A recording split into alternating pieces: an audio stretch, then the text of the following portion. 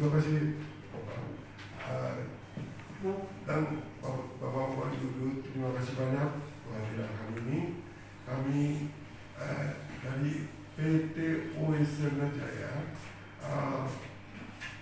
sekarang sudah siap untuk terima magang atau program kerja ke Jepang. Soal persyaratannya malamnya sudah semuanya. Ya, sebelumnya saya ingin kenalkan Pak Agung namanya. Dia tamatan universitas di Jepang. Universitasnya bukan universitas sembarangan, Universitas Tokyo, Negeri ya, di Jepang nomor 1 di Jepang, dan jurusan musim. Jadi dia sampai S2 di Jepang. Terus sesudah itu dia langsung masuk Toyota di Jepang sampai 8 tahun kerja. Sesudah itu dia pulang ke Indonesia. Dia kerja juga di grup Toyota juga sampai baru-baru sampai akhir bulan Oktober dia kerja di grup Toyota juga.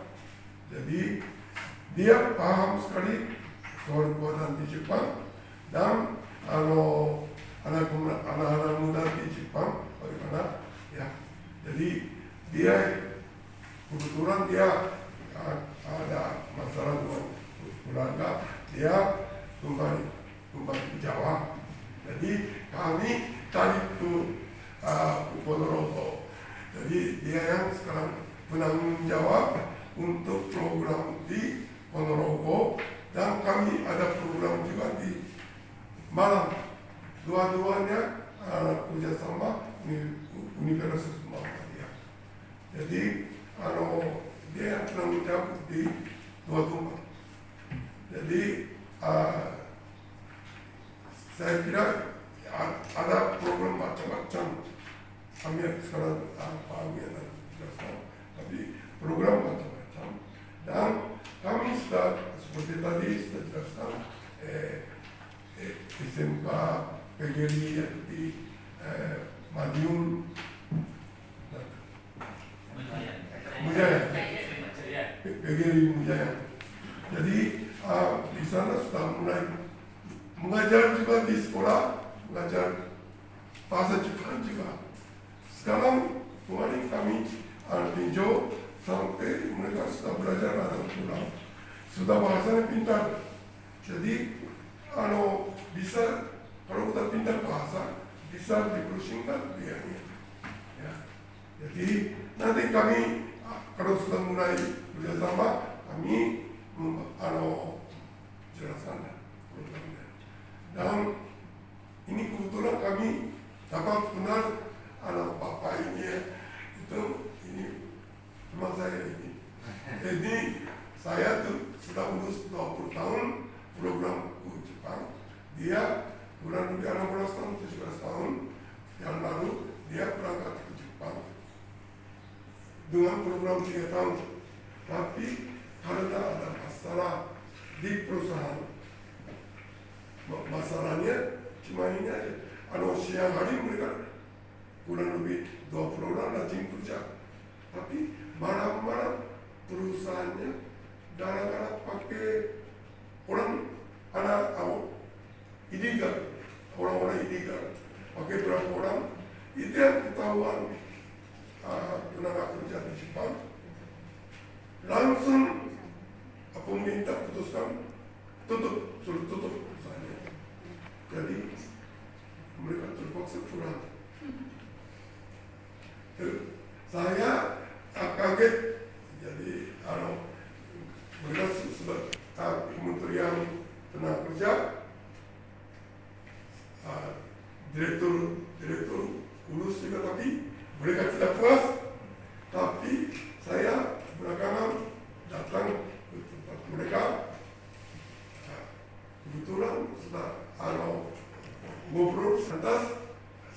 gaji salurkan perusahaan Jepang. Jadi dia masuk karena orangnya cerdas ya, jadi bisa masuk Yamaha di Kalawang 100% baru ya. Jadi mereka ada kurang lebih 7-8 orang lulus, mereka berangkatkan lagi ke Jepang tinggal 4 bulan. Setelah itu dia balik mulai membangun pabrik Danone ya, mereka membangun, terus sekarang karyawan berapa? 6.500. Sekarang 6.500 orang di satu pabrik. Dan pertamanya mereka yang lulus ya. Jadi kebetulan saya sering kontak sama dia. Tahu dia beberapa tahun lagi dia ingin coba di perusahaan lain. Saya salurkan juga ke perusahaan baru. Jadi sudah kenal berapa. Jadi kali ini saya kaget dia tinggalnya di Kalawang, Jawa Barat. Tapi telepon ke saya mampir ke rumah saya katanya. Jadi kebetulan ceritakan sama Bapak. Jadi kami dapat kesempatan ini Pak ya. Jadi kami benar-benar ini secara kemanusiaan ya, kami ingin membantu. Kami datang ke Ponorogo atau di Malang gitu ya. Tujuannya sebenarnya kami duduk di Jakarta bisa ada sekolah atau tidak mungkin lewat sekolah ya. Lewat cara-cara kami bisa kumpulin orang. Tapi kalau dengan cara itu banyak yang sudah tambahan biaya. Makanya kami langsung terjun ke Ponorogo dan Madiun supaya kesulitannya supaya bisa meringankan biaya. Ya. Jadi dan juga kami sudah bikin jalan untuk supaya meringankan sebelum berangkat supaya biayanya murah ya. Kalau sebagian bayar di sini tapi sisanya bisa cicil di Jepang. Sekarang bikin sistem begitu ya. Jadi ada satu lagi ya. Jadi sesudah selesai di Jepang ada program setahun, 3 tahun, 5 tahun.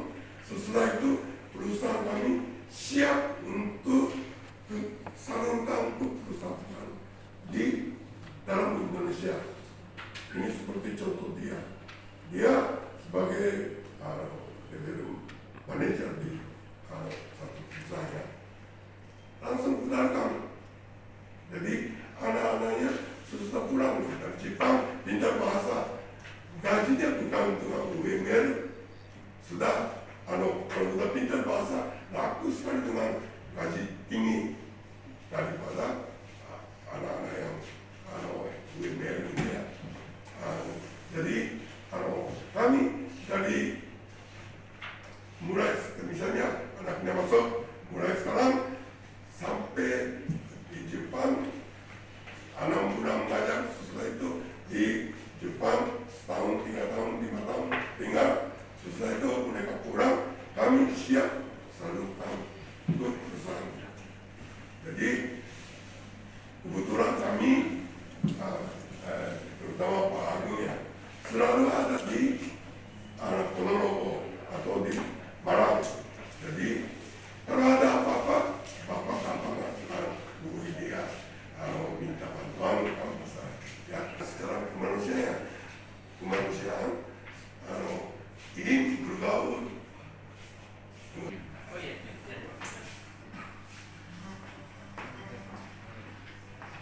Assalamualaikum warahmatullahi wabarakatuh. Waalaikumsalam warahmatullahi wabarakatuh. Pertama saya ucapkan banyak terima kasih kepada Bapak Ahmad Ipun selaku Ketua YPLP PGRI 1 PGRI Bojonegoro, dan juga kepada Pak Pras dan juga Mas Wihari ya. Dan juga kepada ibu-ibu dan bapak-bapak dari SMK dan SMA di Bojonegoro. Saya ucapkan banyak terima kasih atas waktu dan kesempatan yang diberikan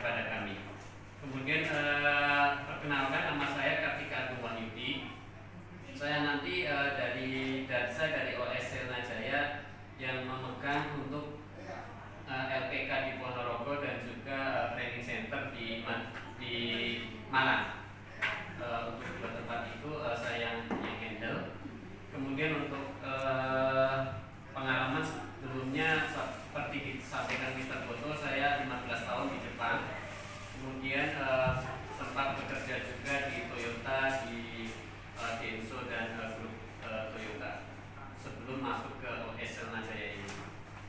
Mungkin perkenalannya sekian. Untuk berikutnya saya ingin menjelaskan terkait bekerja di Jepang.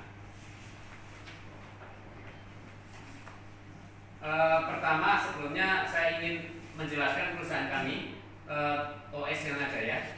OS Selnajaya ini berdiri tahun 95, jadi sekarang kami sudah 26 tahun di Indonesia dengan total karyawan sekitar 1.000 orang.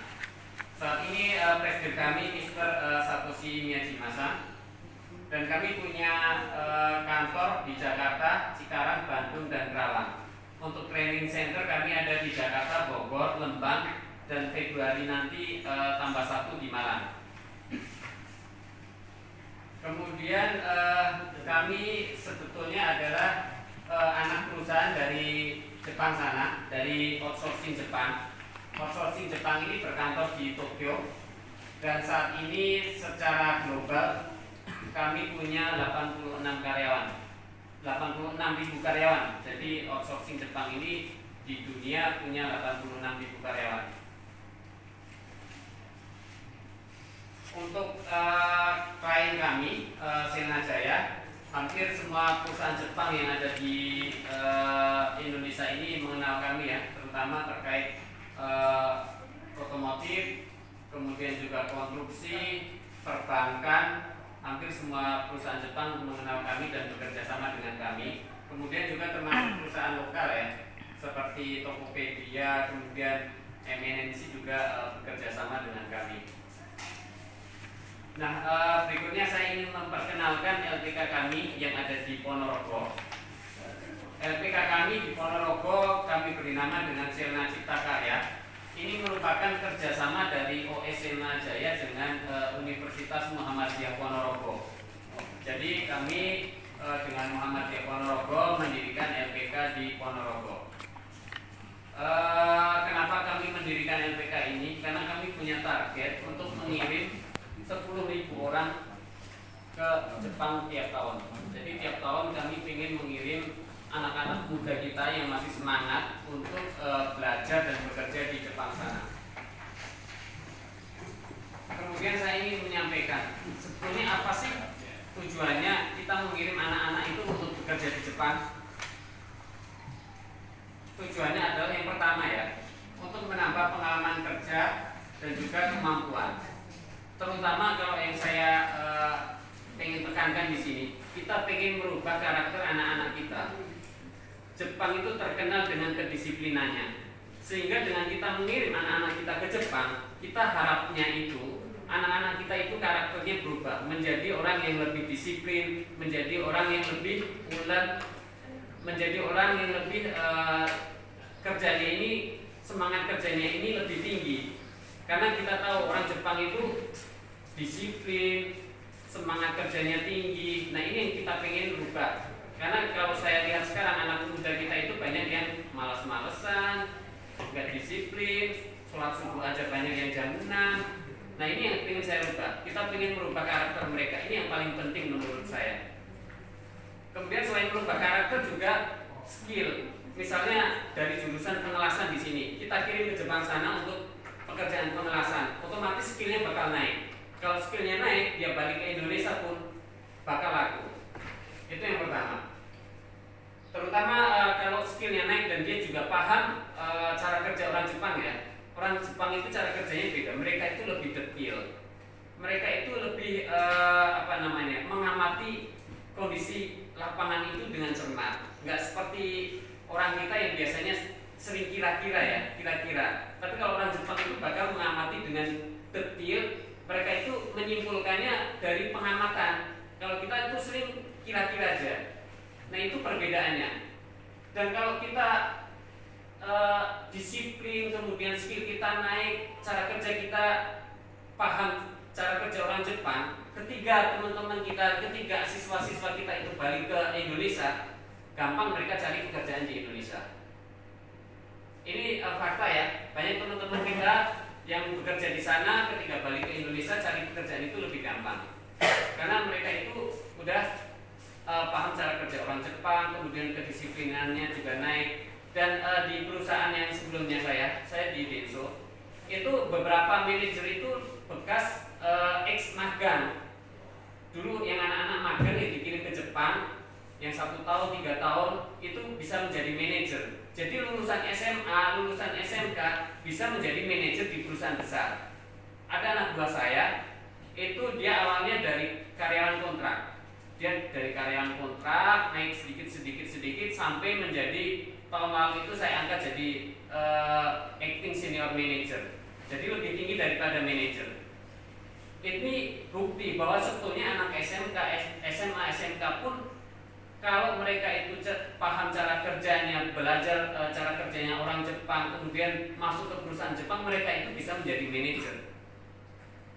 Makanya ini salah satu keuntungan kalau anak siswa kita itu pergi magang bekerja di Jepang. Ini salah satu keuntungannya. Kemudian keuntungan yang lain adalah memahami bahasa Jepang.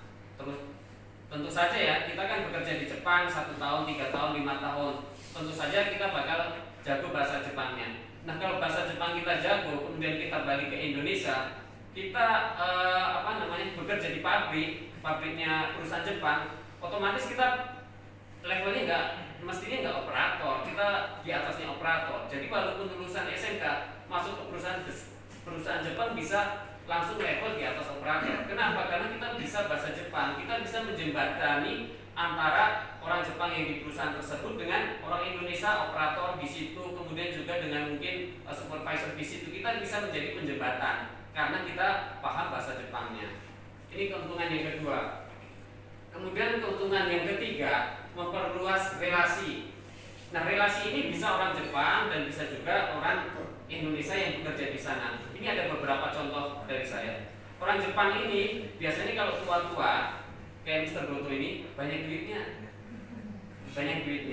Kemudian ketika misalnya dia ketemu anak magang di sana yang kelihatannya rajin, kelihatannya baik, ketika anak ini balik ke Indonesia, dia misalnya pengen bikin bengkel. Orang Jepang yang tua yang kenalan dia ini bisa jadi investasi.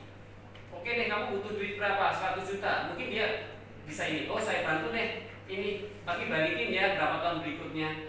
Ada seperti itu ya. Jadi orang Jepang di sana itu yang tua-tua ini duitnya banyak, mau pakai buat apa juga bingung. Masukin di bank pun, bank Jepang ini bukannya ngasih bunga, justru minus ya. Kepotong gitu itu kalau nabung di bank Jepang sekarang ini. Bukannya dapat bunga malah kepotong. Makanya daripada seperti itu, kadang orang Jepang ini ngasih pinjaman ke orang Indonesia. Nah, ini dengan punya relasi seperti ini, ketika siswa kita pulang ke Indonesia, mereka pengen usaha sendiri, pengen bikin toko, pengen bikin bengkel, bisa bekerja sama dengan orang Jepang yang ada di sana. Kemudian ada juga contoh, ada teman saya ex magang, dia di sini bikin koperasi rental mobil. Jadi dia awalnya pakai duit dia sendiri, cuma bisa beli beberapa mobil. Kemudian teman-teman magang ini kan biasanya di Jepang itu punya tabungan ya, ketika pulang punya tabungan berapa ratus juta. Nah, ini dititipin ke dia, dia beliin mobil, dia puterin sampai mobilnya ini 100 unit ada. Jadi kalau kita ke Jepang, kita usaha juga punya relasi, kita perbanyak teman, kita berbaik-baik dengan teman, kemudian juga berusaha sosialisasi. Ketika kita pulang ke Indonesia pun itu bisa bermanfaat untuk kita. Ini buktinya tadi sekarang itu teman saya yang punya rental mobil seperti ini. Kemudian yang keempat, ini bukan terakhir ya, mungkin masih banyak lagi tentunya tabungan ya. Kita masa kerja 3 tahun, 1 tahun, 3 tahun, 5 tahun di Jepang nggak ada tabungan. Ya pasti ada tabungan mestinya kalau kita bisa berhemat. Nah, ini keuntungan ketika kita di Jepang. Nah, dengan tabungan ini, ketika kita pulang ke Indonesia, kita mau bikin bengkel, bikin toko, tabungan ini bisa kita manfaatkan untuk modal. Jadi ketika kita ke Jepang, pulang ke Indonesia, kita keuntungan di sini bisa kita manfaatkan untuk bekerja di perusahaan Jepang. Keuntungan di sini karakter kita, modal, relasi bisa kita manfaatkan untuk usaha mandiri. Jadi ke Jepang, pulang ke Indonesia, mau bekerja di perusahaan Jepang atau mau mandiri pun, insya Allah ada manfaatnya. Sampai sini mungkin ada pertanyaan, ada yang kurang jelas. Biar lebih enak, kalau ada pertanyaan silakan langsung ditanyakan saja. Sampai sini ada? Nah, kalau kita anak-anak kita ini pengen bekerja di Jepang, bagaimana caranya? Untuk saat ini, kalau sebelumnya cuma ada satu cara, magang saja. Tetapi mulai tahun 2019, pemerintah Jepang itu membuat visa baru. Visa baru itu visa pekerja skill khusus.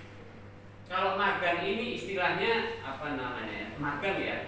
Jadinya masih sambil belajar, diajari. Tapi kalau yang pekerja skill khusus, ini perlakuannya sudah sama seperti pekerja Jepang.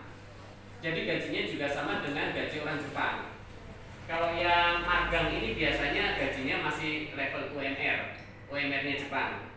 Tapi kalau yang SSW, yang ini yang pekerja skill khusus, gajinya adalah standar sama dengan orang Jepang, hampir mirip-mirip.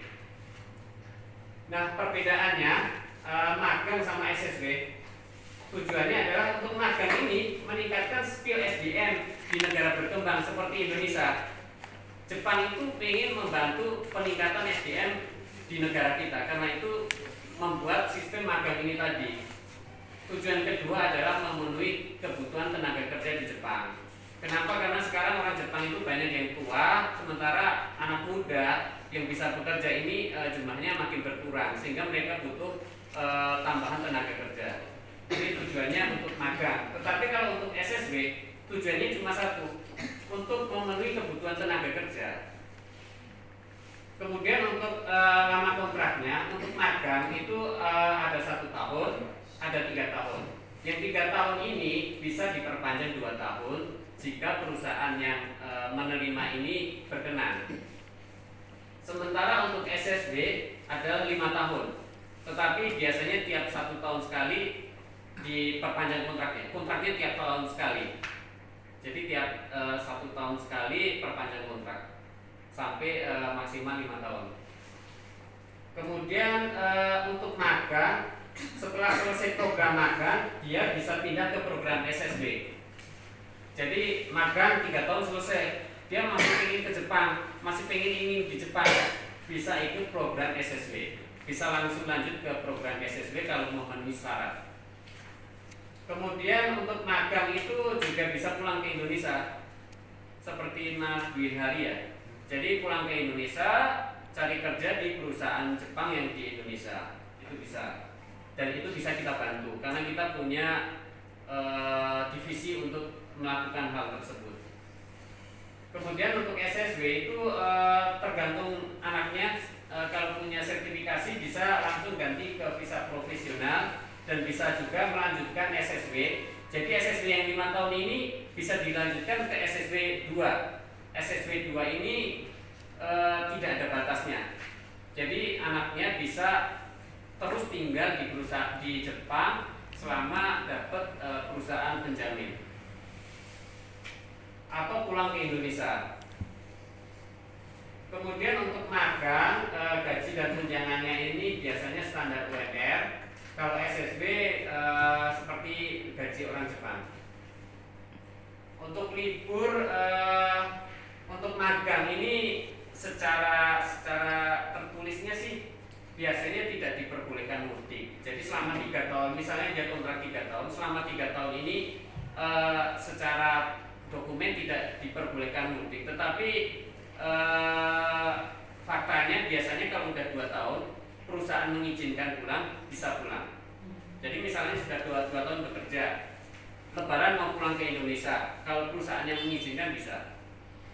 Oh ya, kemudian kalau misalnya ada ini berita duka ya, misalnya ada keluarganya yang meninggal, itu diperbolehkan. Nah kalau SSW ini kalau masalah mudik, dia kapanpun bisa mudik selama perusahaan mengizinkan.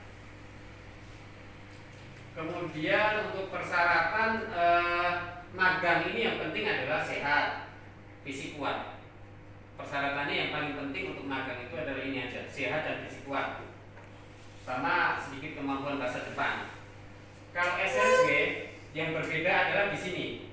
Kalau untuk SSB seperti saya sampaikan, pekerja mereka itu ketika di Jepang udah dianggap sebagai pekerja karena itu harus punya sertifikat skill. Kalau dia mau bekerja sebagai di pabrik pengolahan makanan, dia harus punya sertifikat skill pengolahan makanan.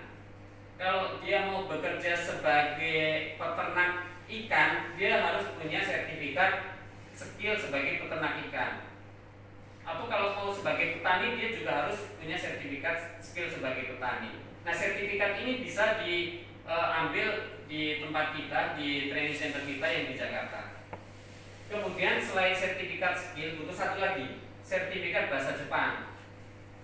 Jadi untuk yang SSB yang berbeda dengan magang, pada intinya di sini sertifikat skill dan sertifikat bahasa Jepang.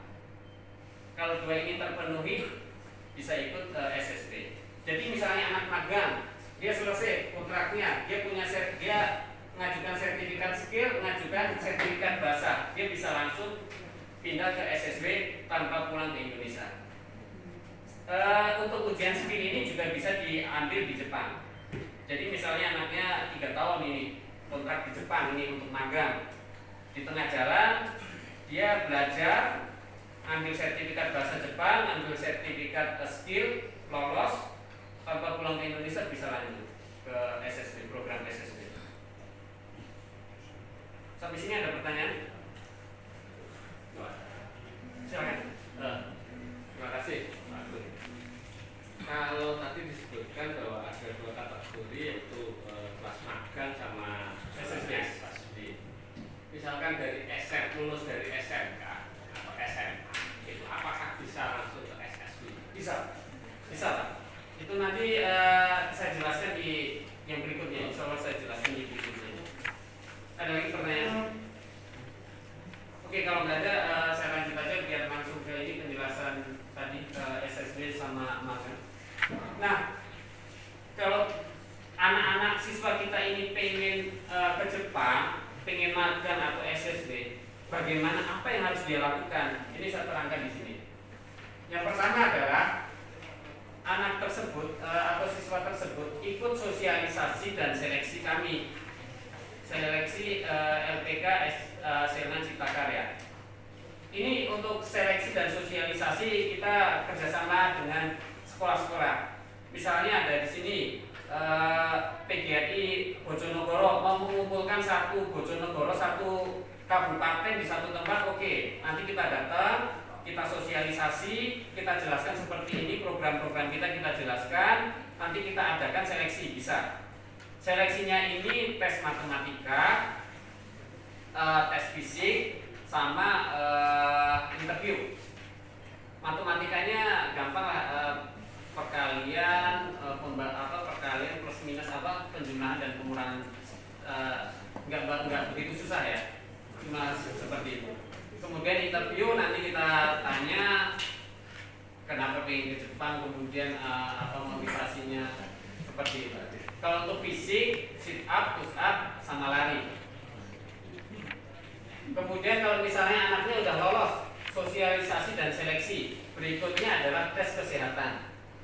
Kenapa kami melakukan tes kesehatan di sini?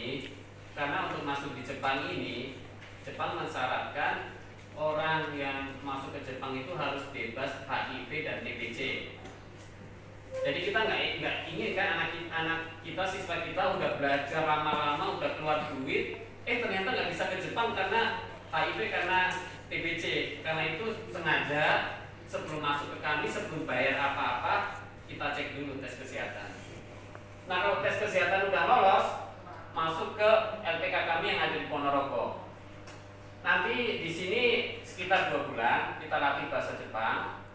Dan kalau anaknya ingin program magang, jadi di LPK nanti kita di sini ini kita bisa bagi 2. Anaknya mau ikut program magang atau mau program SSB. Kalau anaknya mau ikut program magang, nanti di sini ini kita ajak untuk interview dengan perusahaan Jepang.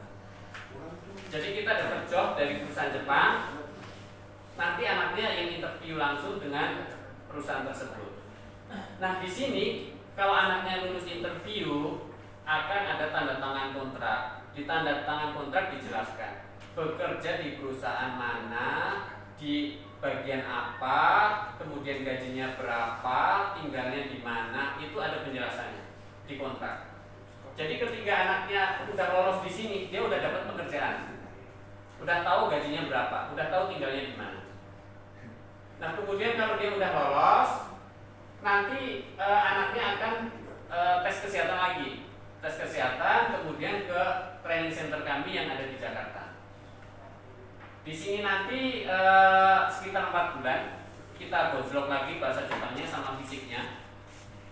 Jadi di asrama nanti kita ketat, pagi kita suruh bangun sholat subuh, yang Islam kita bangunin sholat subuh, kemudian olahraga. Setelah olahraga nanti 8 jam itu belajar bahasa Jepang. Selesai belajar bahasa Jepang nanti malamnya masih suruh belajar lagi sendiri. Jam 10 lampunya kita matiin, anaknya suruh tidur semua biar bisa bangun pagi. Ini jadi selain bahasa Jepang kita ini juga mental anaknya kita latih, mental dan kedisiplinan kita latih dengan hal-hal seperti itu di asrama. Nah sambil anaknya ini training di Jakarta, kita juga menyiapkan dokumen. Dokumennya ini seperti paspor, visa. Ini estimasi bisa 1-3 bulan. Jadi ketika anaknya selesai di training center, mestinya dokumennya udah siap. Kalau udah seperti ini, anaknya tinggal tes kesehatan dan berangkat ke Jepang. Berangkat di Jepangnya ini sesuai dengan tanda tangan di surat kontrak ya. Jadi ketika wawancara, setelah lulus wawancara tanda tangan surat kontrak, di situ sudah disebutkan kapan berangkat ke Jepangnya. Sesuai berangkat ke Jepang sesuai dengan tanda tangan kontrak, kemudian udah bekerja di Jepang. Nah kalau anaknya pengen SSW, nanti di tempat kita anaknya bisa memilih program, mau pengolahan makanan, mau peternakan, mau perikanan, mau konstruksi, mau di pabrik atau apa, bisa pilih. Ini ada 14 bidang. Kemudian kalau anaknya udah saya pengen ikut ini, nanti bisa kita kirim ke training center kami yang ada di Jakarta atau di Malang kalau misalnya mau ikut caregiver. Caregiver itu perawat lansia ya. Kalau caregiver kita ada di Jakarta dan di Malang, nanti kita kirim ke sana. Estimasi sekitar 6 bulan belajar di sana di training center kami. Kemudian kalau anaknya udah lulus bahasa Jepang dan skill, kita adakan interview dengan perusahaan Jepang. Anaknya lolos, kita siapkan dokumen dan MCU, berangkat ke Jepang. Ini alur untuk siswanya ketiga mau berangkat ke Jepang. Sampai sini ada pertanyaan? Mungkin di sini banyak yang mau ditanyakan ya. Silakan kalau ada pertanyaan. Silakan Pak. Terima kasih. Tadi disampaikan bahwa nanti anak yang mau bekerja ke Jepang itu sesuai dengan minat. Iya. Nah, mau kemana, ke peternakan atau ke pengolahan atau dan sebagainya.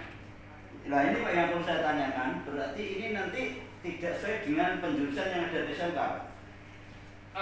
Untuk SSB iya Pak. Jadi nanti tergantung anaknya. Tapi kalau misalnya anaknya jurusannya ini kemudian pengen jurusan mesin, pengen ke permesinan bisa. Tergantung anaknya, tinggal anaknya nanti pilih apanya. Jadi tidak terpengaruh dengan jurusan ya, yang penting anaknya ingin apa ya? Iya. Kalau untuk SSB tergantung anaknya mau pilih apa. Terima kasih Pak. Ada lagi pertanyaan? Silakan.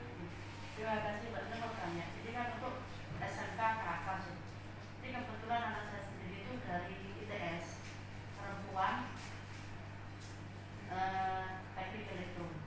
Jadi kalau seumpama ikut program SSB gitu, apakah si anak ini nanti akan diarahkan ke bidang itu atau dia bisa pilih sendiri? Kalau sudah S1 itu.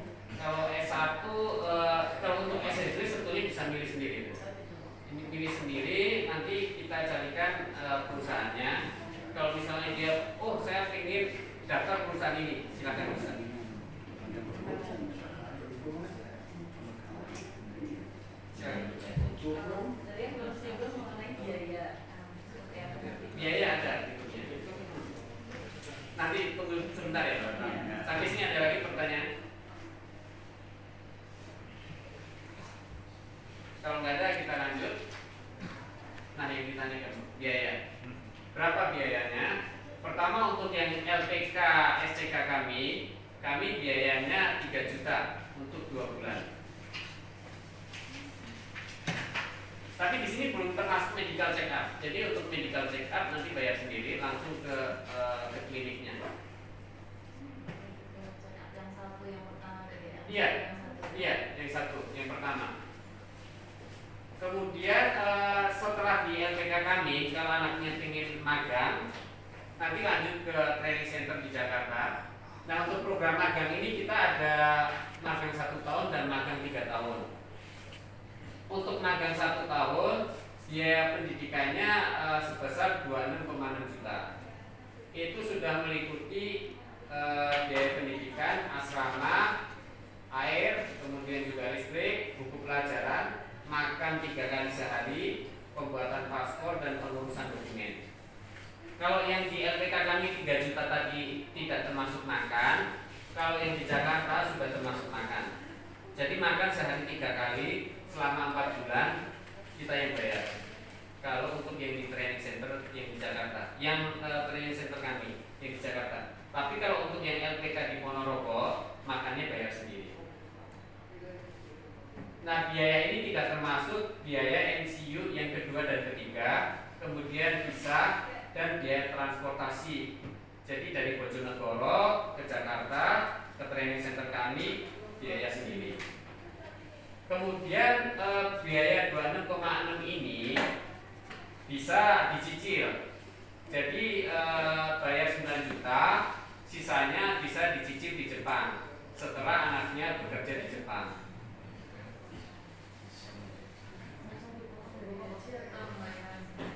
Kita nggak potong dari gaji, jadi anaknya dapat gaji persis dari perusahaan, nanti anaknya yang transfer ke transfer. Untuk biaya di sini mungkin tergantung perusahaan juga. Ada beberapa perusahaan yang memberi diskon. Untuk yang 1 tahun ini ada beberapa perusahaan yang memberi diskon. Jadi kalau awalnya kita tercapai 26,6, ada seperti Isuzu, itu biayanya menjadi 20 juta.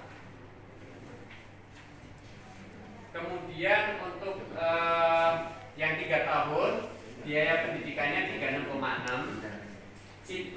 Untuk biayanya ini udah meliputi sama dengan yang sebelumnya tadi ya. Biaya pendidikan, asrama, air minum, air listrik, termasuk air minum, buku pelajaran, makan 3 kali sehari, pembuatan paspor dan pengurusan dokumen sudah termasuk. Yang belum MCU, visa dan transportasi. Untuk DP-nya sama 9 juta. Kemudian untuk program SSW biayanya adalah 37,6.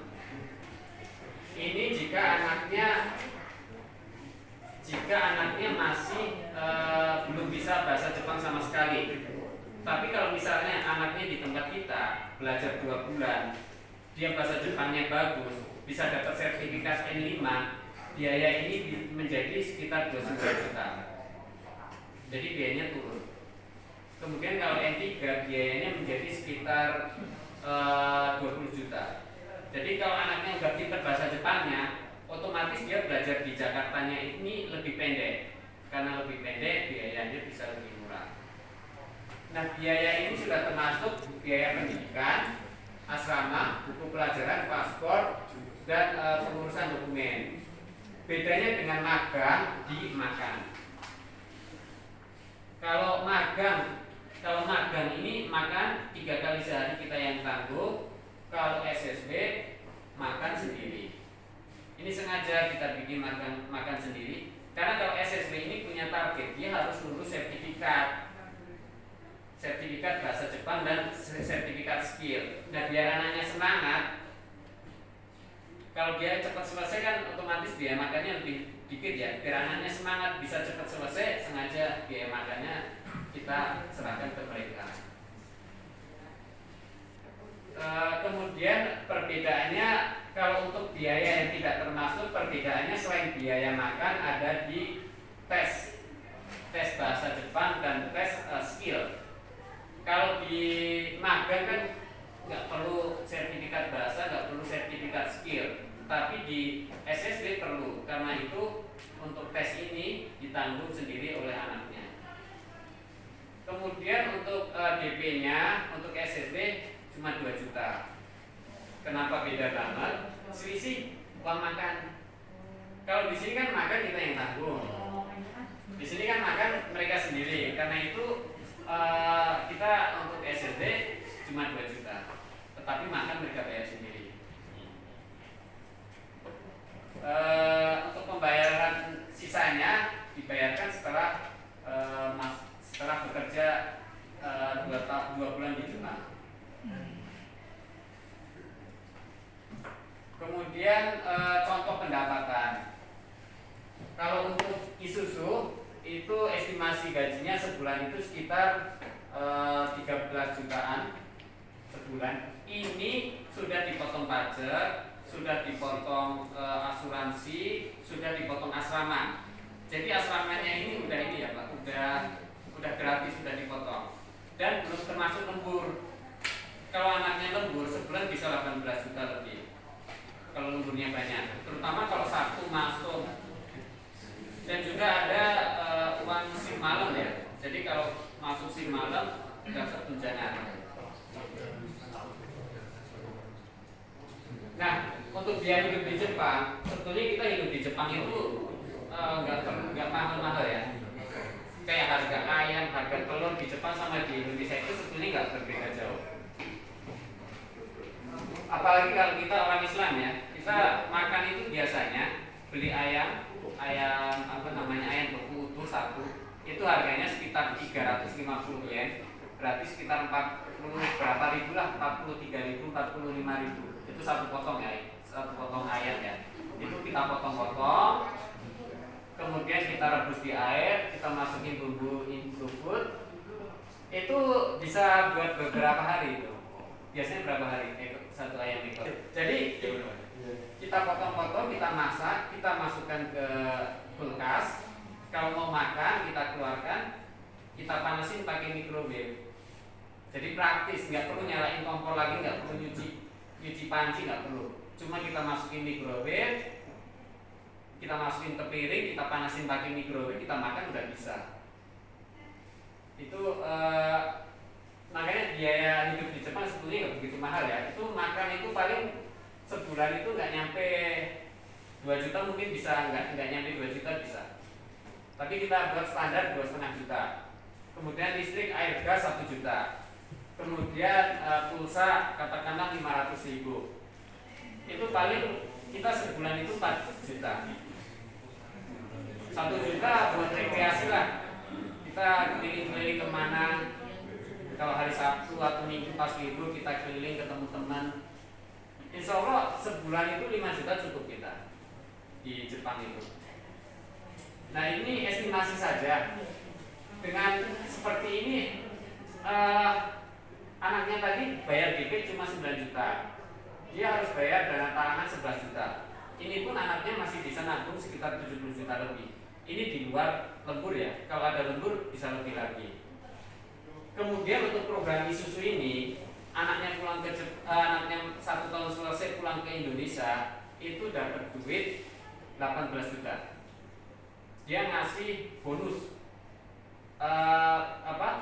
selesai program 1 tahun pulang ke Indonesia dikasih 18 juta. Kemudian kalau anaknya absensi bagus, nggak ada masalah besar, dikasih lagi 18 juta. Jadi dapat bonus 36 juta ketika pulang ke Indonesia 1 tahun itu. Ini untuk yang contoh program Isuzu. Kalau untuk program konstruksi gajinya sedikit lebih besar, tapi memang mungkin pekerjaannya harus angkat-angkat ini ya, material di lapangan seperti tukang itu ya. Kalau kita tukang bangunan kan ada, ini pekerjaannya seperti tukang bangunan. Gajinya sekitar segini. Nanti kalau ini program 3 tahun, jadi anaknya ini setahun kira-kira estimasi bisa nabung 300 jutaan. Kalau program SSW, ini pengolahan makanan di pabrik, potong-potong misalnya dari kapal ngambil ikan itu kita potong-potong, atau bikin nasi berkat, kayak nasi berkat gitu. Jadi kotaknya ngalir di konveyor, di apa namanya, di jalur produksi. Nanti kita masukin nasi ke mangkok, kita giniin kayak bikin nasi berkat di sini. Kita masukin apa ayamnya, kita masukin ikannya, sayurnya. Itu di pabrik pengolahan makanan. Masih gaji sekitar segini. Karena ini SSB ya, 5 tahun ya. Pulang ke Indonesia mestinya bisa nabung 400 juta lebih. Ini estimasi 5 tahun ini. Ini untuk simulasi ya pendapatan dan tabungannya. Kemudian juga misalnya anaknya ini anak magang, dan setelah selesai magang dia bisa ikut SSB tingkat 1. Nah kalau SSB tingkat 1 sudah selesai, dia bisa lanjut ke SSB tingkat 2. Nah kalau magang ini 1 tahun atau 3 tahun atau 5 tahun, kalau SSB ini SSB tingkat 1 5 tahun, SSB tingkat 2 ini tidak terbatas. Dan kalau SSB tingkat 2 ini bisa bawa keluarga, jadi bisa bawa istri, bisa bawa suami, bisa bawa anak. Kemudian atau misalnya mau pulang ke Indonesia, saya udah jenuh di Jepang, mau pulang ke Indonesia, bisa. Nanti kita carikan perusahaan di Indonesia yang mau menerima, karena kita ada bisnis divisi bisnis itu juga. Mungkin ini saja dari saya. Kalau ada pertanyaan silakan.